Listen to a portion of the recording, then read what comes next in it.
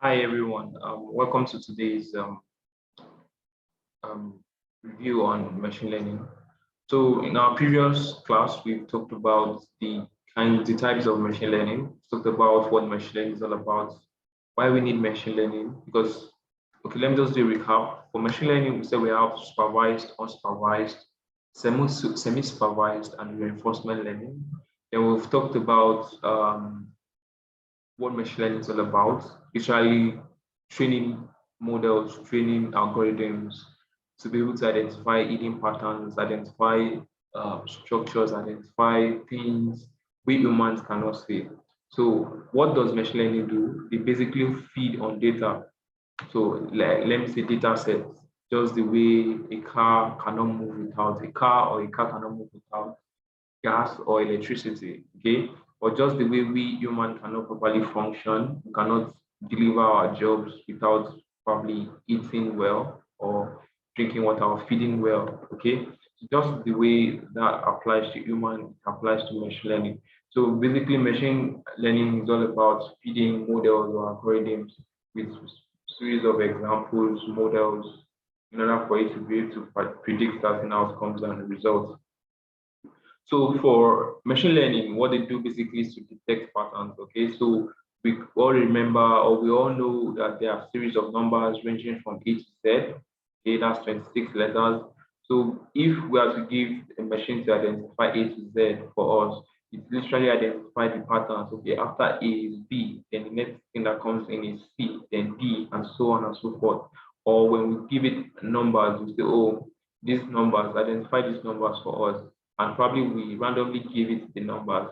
So after identifying the pattern that, oh, after 1 is 2, 3, so we now give it a random number, it will be able to identify the patterns and arrange the numbers accordingly.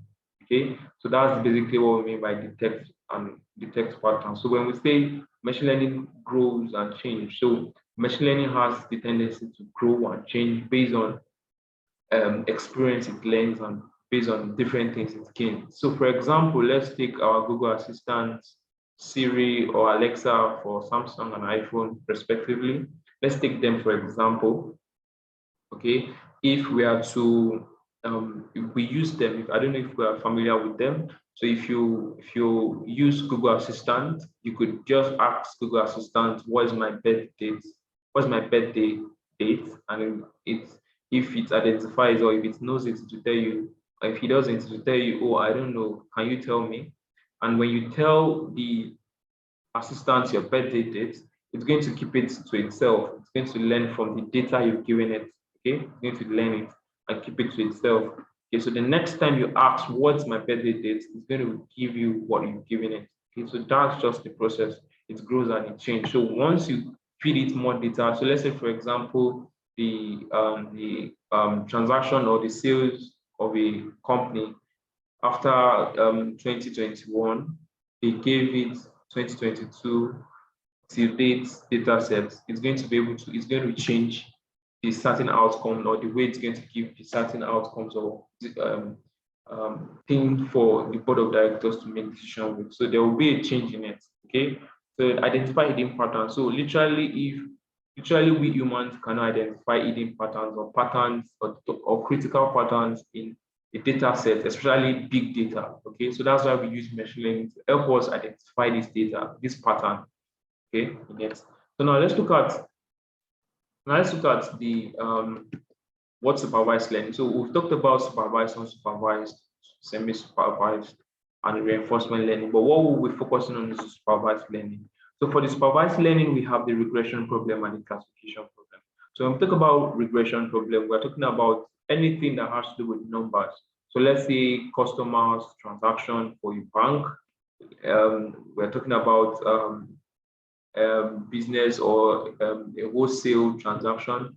We're talking about basically numbers, continuous variable that is continuous. That's just numbers, just series of numbers that are continuous, that are not that just varies. Okay, we're just talking about numbers. While we'll talk about classification problem, we're talking about identifying an image or an object. Okay, so let's say for example, we want to differentiate between a cat and a dog. How do we differentiate between a cat and a dog? We have to feed in the model, the classification model with with different pictures of a cat and a dog. So based on the characteristics, like the facial, the face, the shape of the face, the ear, the type of ear, the shape of the ear, the color of the skin, because there are different breeds of cats and dog also.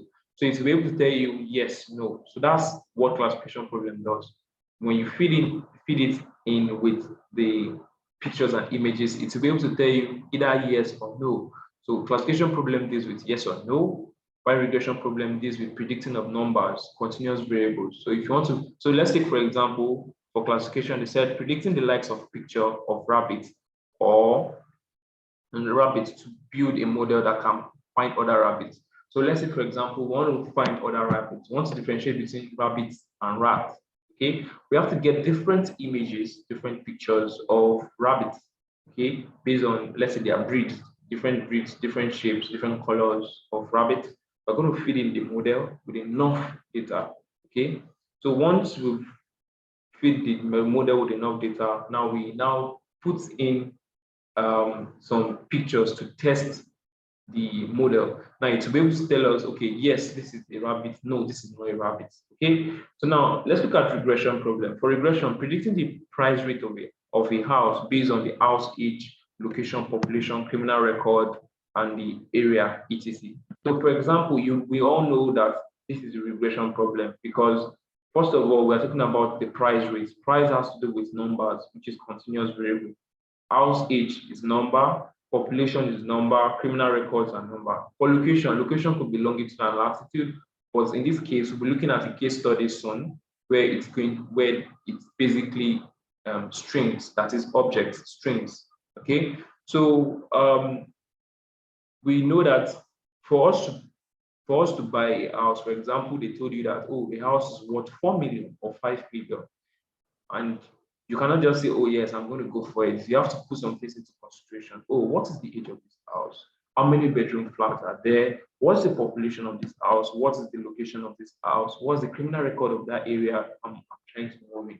These are some factors you have to consider. So all these factors are called the independent variable. That is, they can stand on their own. They are not something that the house age does not depend on anybody, irrespective of the location. If the house age, let's say Guarimpa is for people that stay in Abuja, or let's say for Lagos, Lekki, if the house age in Lekki does not change the house age in Surulere, okay, so it doesn't matter, okay. So, but when you say the price rate, okay, we know that the price rates of houses in Lekki are far different from the house rate in Yaba or in different low class areas.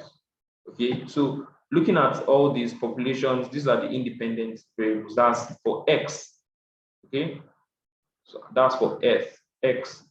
Then when we talk about when we talk about the for Y, we talk about the dependent variable or target variable. So our target variable is the price rate.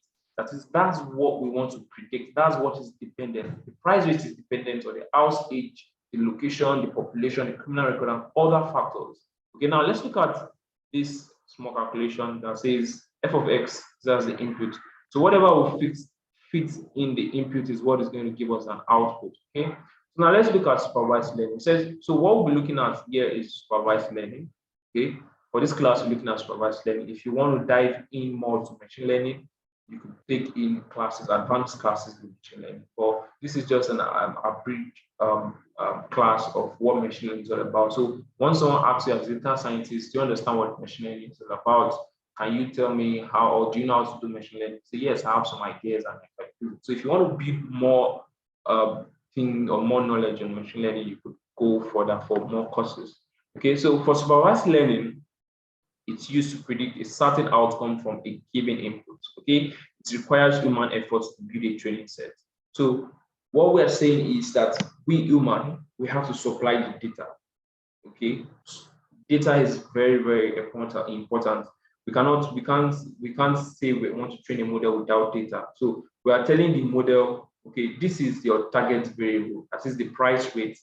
This is your independent variable, that is the population, the house age, and other factors. So we are telling it the target variable. Okay, so regression problem use continuous variable. I've said this earlier, it uses continuous variable, while classification problem is used to identify a group of objects or images. So literally, you want to identify an image, you want to differentiate between a cat and a dog, you want to differentiate between different animals, you use classification problem. Or you want to differentiate between different objects. Let's say you want to differentiate between a cup and a bowl. How do you differentiate? They both look the same shape, or the different features they have. Okay. Now, don't forget that the term model or algorithm means the same thing. When I talk about model, when I talk about algorithm, I'm saying the same thing. Okay. So now, what are the process of machine learning? So the process starts from data collection, or collecting of data. So the data collection could either be you do a survey, or you are given the data, probably you are outsourced the data by any company, or you personally working on the project personally, or you just export the data set from the database. So data collection, either way you do it is fine. But the first thing is to have a data set, have a data of what you want to work on. Okay. So the next thing is data waggling or cleaning. So in this case, after retrieving your data, okay, you have to clean your data. Now, this data collection, before I move to data waggling, this data collection, right, it has to be large amount of data, large to some extent. I'm not talking about because machine learning model does not work on small quantity. They don't work on small quantity of data. They work on large quantity of data. So if your data, medium or large quantity, if your data is not large enough for the model, it's not able to give you the desired output. So it's good, or it's best. Imagine you want to predict something and you are feeding a model with like 10 rows of data, or like 20 rows of data, and you want it to give you a desired output. No, it won't. So it's best to feed your data set with large quantity of data. So we have data waggling or cleaning. So in this process, you are identifying missing values. How do you identify missing values? All those blank spaces in between a column or in a row, you check them. Then there are ways of dealing with missing values. So you could do your research, you could do some read-up, the ways of dealing with missing values. Okay, either by dropping. The first way is dropping them. You drop, that is, if the missing value are not large to some extent, maybe they are small percent of it, let's say like 4 or 5 missing values, you could drop them. They don't affect the motive or the objective of your data. They don't affect your data. You could drop them. You could also drop in irrelevant columns. Okay, irrelevant columns. Any column that does not matter, or that are not relevant or necessary for your model, you drop them by deleting them. Okay, for you to have a clear view. Later on, we're going to see in our project, our case study, on different ways, on different columns that will drop. Okay, so now analyzing data. For analyzing data, we'll do expository data analysis. Now, these sections allow us to explore each column of the data. When I say explore, I mean like, let's say, for example, the age, the house age now, or the population, we could visualize them, or we could compare them. Okay, we could see, oh, what's the population of this area, what's the house age. We could visualize using a pie chart or a bar chart on Instagram, just to see a pictorial view of what is the scale. So I could know, oh, the population, the highest population is like 5,000. The least population of the highest population is 5,000. The average, or how many people are staying. Or I could compare by visualizing the population and the criminal records of that place. I could analyze and visualize the criminal record of that place. Okay, I could analyze and visualize the criminal record of that place. Okay, so that's for expository data analysis. So now the next thing after explaining our data is to train and split the data. Like, so you split into test and training sets. You split the data into train and test sets. Okay, you split the data into train and test sets. So the training set has large percentage, while the test set has smaller percentage, which is the 20%. We're going to look at it later on. So after training and testing your data, we're going to check for accuracy. Now, checking for accuracy has to do with, did we do well in our model? Did our model give us the required, or did our model do well? So accuracy is between the range of 70. So from 70 upward is good accuracy. That is 70, 75, 100, 90 something. But it's not like 100% accuracy actually. But you could have 99, close to 100%. So that's good accuracy. We're going to look at them soon. So for deployment, so most times after doing a model, it is being integrated to a mobile app or a web app or to a software, depending on what it is. Like for example, the Google Assistant is just a software that a machine learning model has been integrated into. Okay, so let's look at supervised learning. As I've said earlier, is a continuous target variable, categorical target variable. We have the regression, we have the classification. Then we'll know that housing price prediction and medical imaging. These are the two different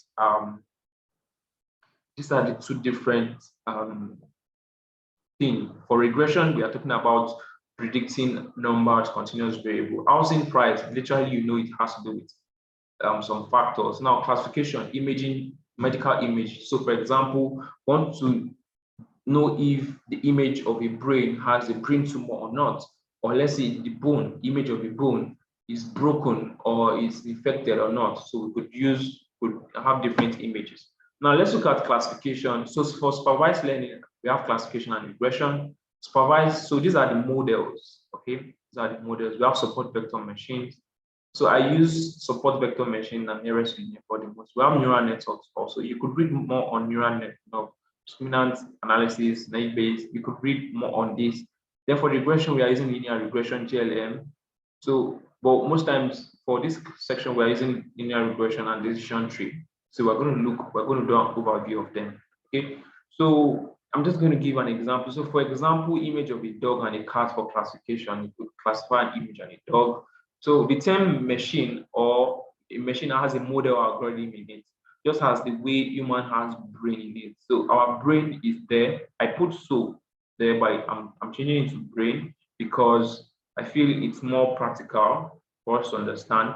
The human is like machine, while the model or algorithm is like the brain, because when you feed whatever you watch, whatever you see, whatever you watch, whatever you hear, is what the brain, that is what feeds the brain, okay? It's what the brain understands. So just that way, that's how it works for machine learning also. Also, data is fed to machine model to predict outcome, just as fuel is given to a car. So you know that a car works based on either fuel, gas, or electricity. Okay, so either way, that's what makes a car to move. So for a machine learning model to be able to predict a good outcome, then you must feed it with enough data for you to understand, identify patterns, and be able to predict well. So testing and splitting, you could say, oh, we have solid 80%, then solid 20%, liquid 80%. You know the way you have liquid, and when you put it inside, like liquid in a cup, and when you put it inside the fridge, it becomes frozen. So it becomes solid. So like 20% of it, of the entire water, is now frozen. So that's just a basic comparison. So now for machine learning, what we do is that we train with X train and Y train, We train with X train and Y train.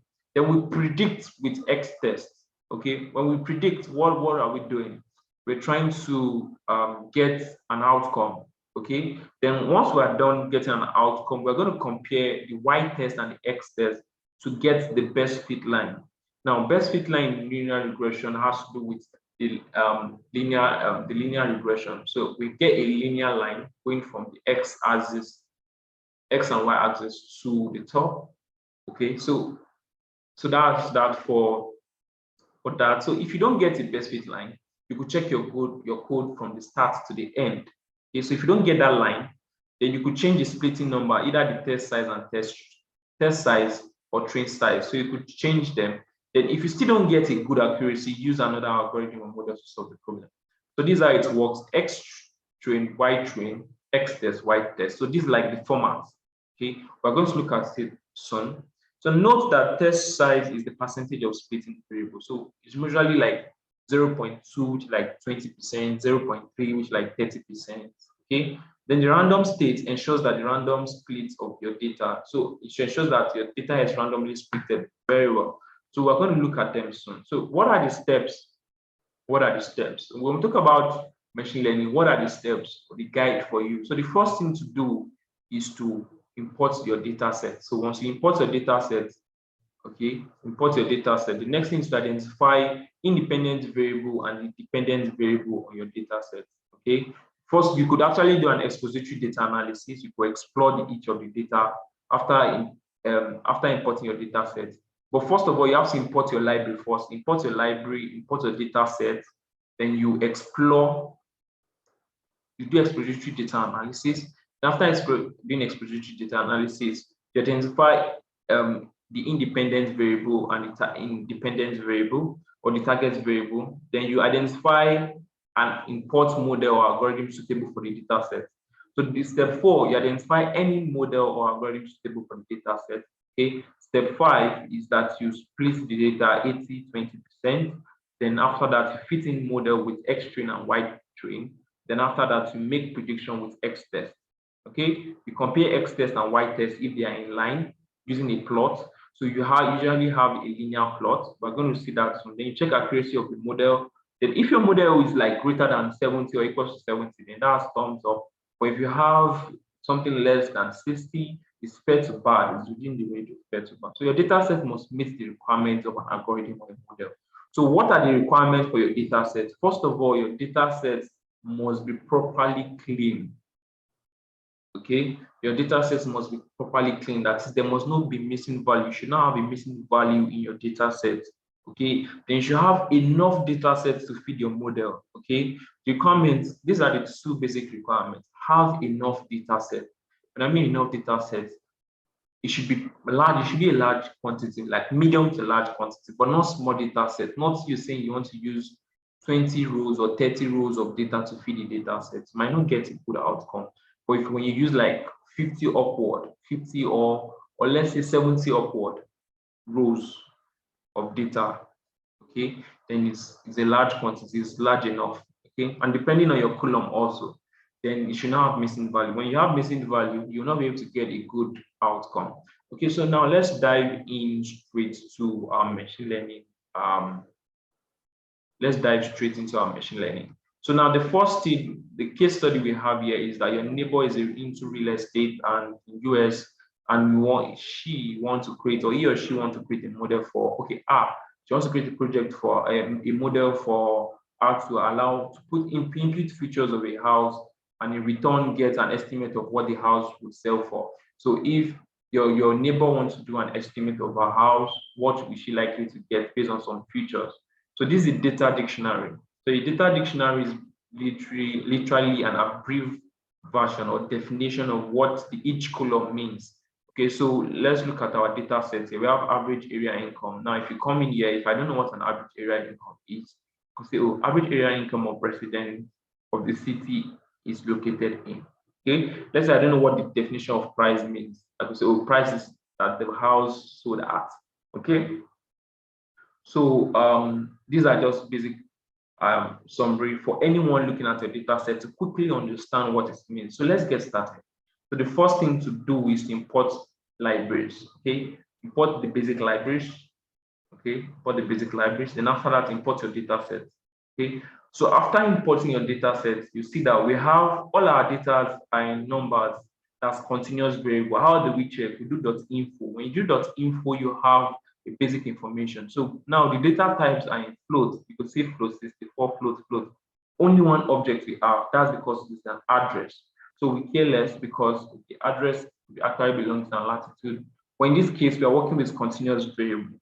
And so we have float as our continuous variable. So we'll move on to describe our data set.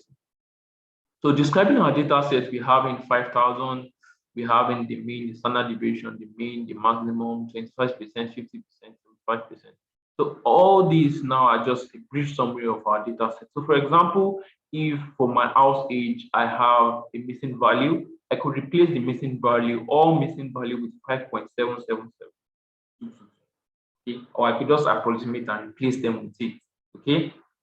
So you could also do average area house age dot fill in, then you fill in with that number. Okay, so now the next thing to do, you do column. The reason why I do this is to get list of all the columns of the data set, so I could know them and be able to easily copy them.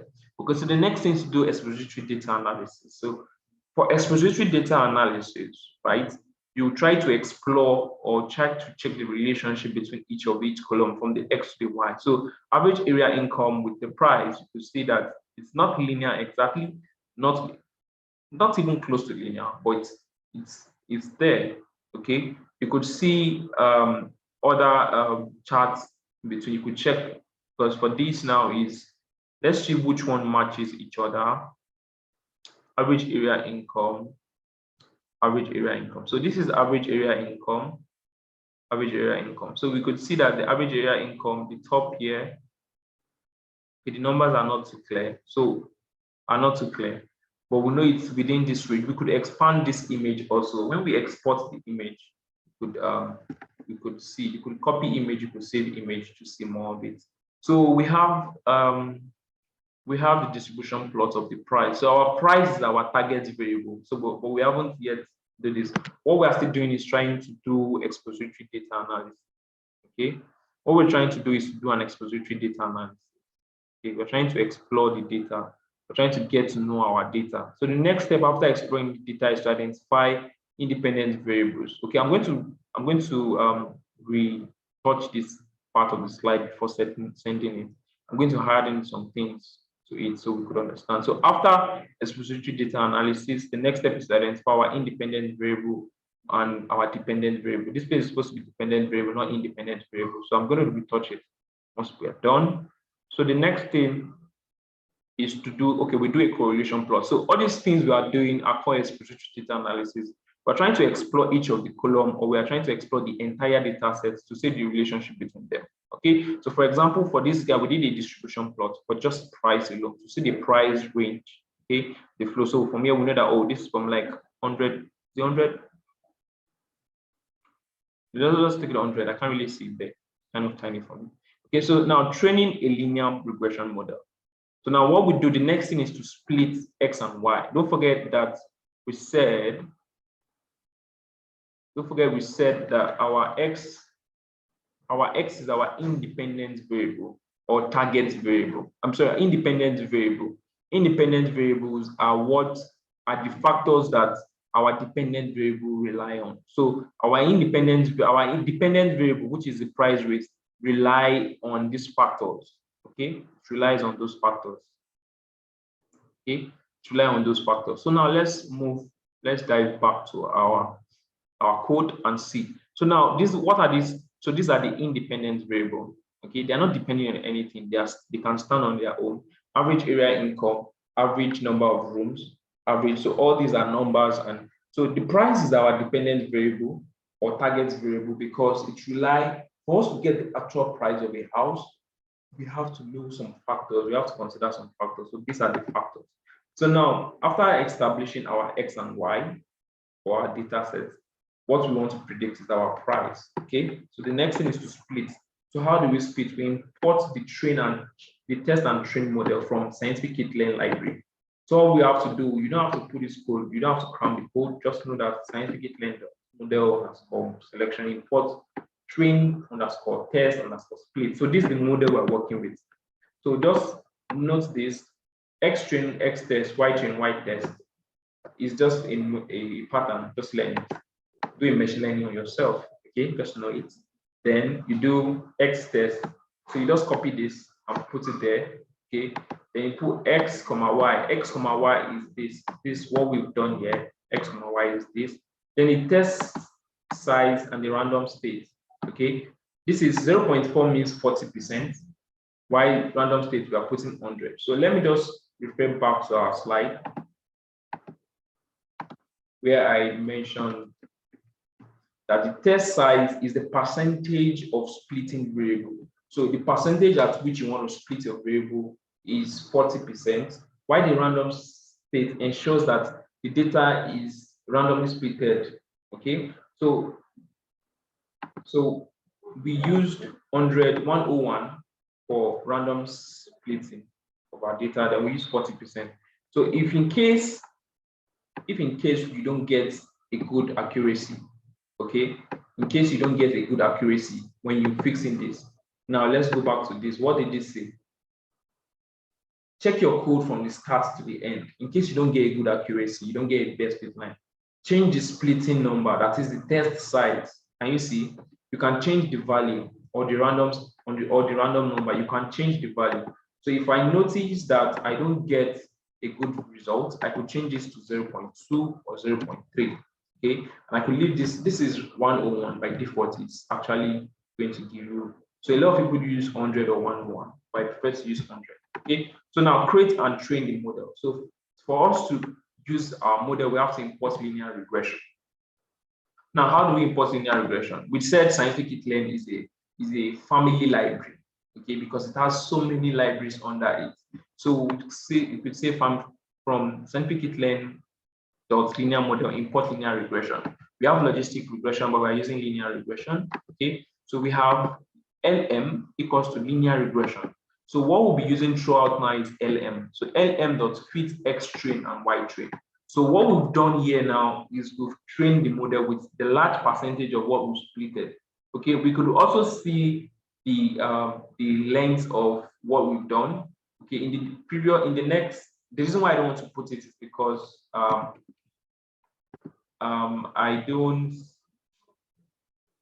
don't want to run the code. Okay, it's because I don't want to. But we could see here, this is for another project that we'll consider later on. But we could see here, we could see if the ratio of our splitting. So you could see 65 to 70. You could see that the training set has like 80%. That's large percent more than the test set. So this is for just another project, but we could copy this code, right? We'll copy this code and paste it here. Okay. The reason why I don't want to run the entire project because it's going to take time. Okay, it's going to take time because this is machine learning. It's going to take time to train, to learn, to get the model and digest it. So that was why I didn't run it. Okay, but you could run this and it's going to work. Okay, so we said from Scientific Learn model import linear regression. So once we've done this, what happens here is the machine has learned 80% of the data set. Okay, so the next thing, so there's no need for you to start programming linear regression. The model is already there for you. All you just have to do is to call it and use it. Okay. So now, after doing that, we could do some model evaluation. We could check the intercept of our linear regression. We could check the intercept. So all these are for advanced mathematical stuff. Okay, because we all know that data science is the branch of computer science, mathematics, and statistics. Also, it's a family of these three fields. Okay, so that's why we're using model evaluation to check the intercept, the coefficient also. So for us to check the coefficient, we use pandas to create a data frame. The data frame is like a table. We've done this in pandas. Data frame is a table. Data frame is a table. We've done this in pandas. Data frame is a table. We've done this in pandas. Okay.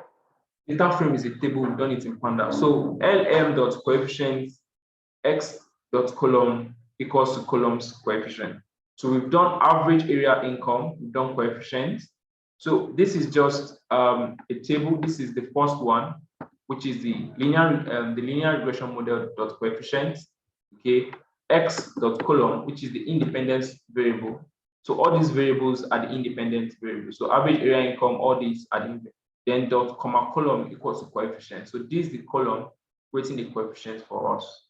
Okay, so we could read all this to understand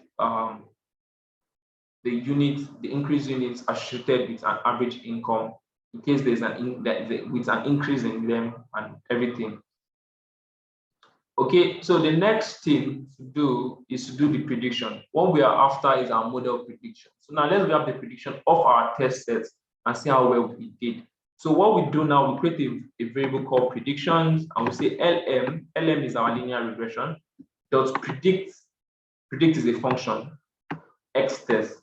Okay, so don't forget we said that we are going to we have to don't forget we have to say we said we have to train with X train and Y train, which we've done. we're going to predict with X test, we're going to predict with X test. Then we're now going to compare Y test and X test together. Okay. So in our predictions now, we could put in, we do this. After doing this, we could print our prediction, but I didn't print it. I just included the code. We could print our prediction. But what is important is having a linear regression, a linear line. Okay, so this is a linear regression. Okay, so PLT does scatter Y test from our prediction. So prediction here now is our X test. Here's our Y test. So we're comparing Y test from our X test.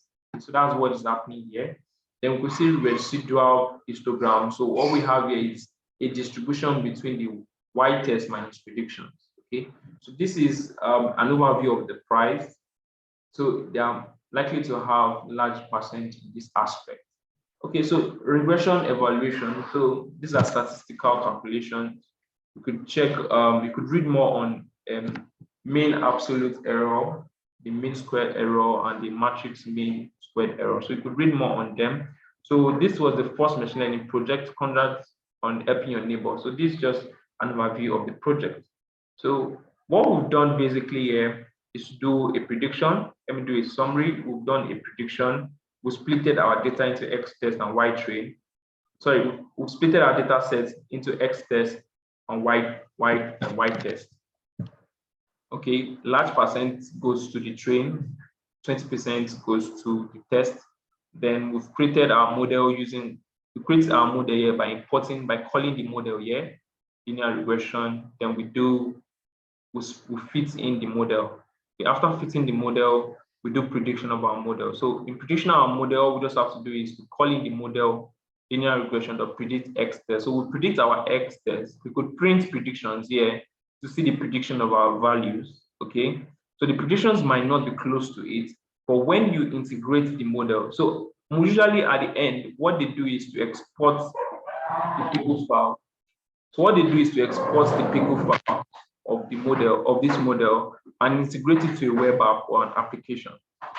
Okay, so what they do most time is to integrate the model to an application. Okay, so PLT does scatter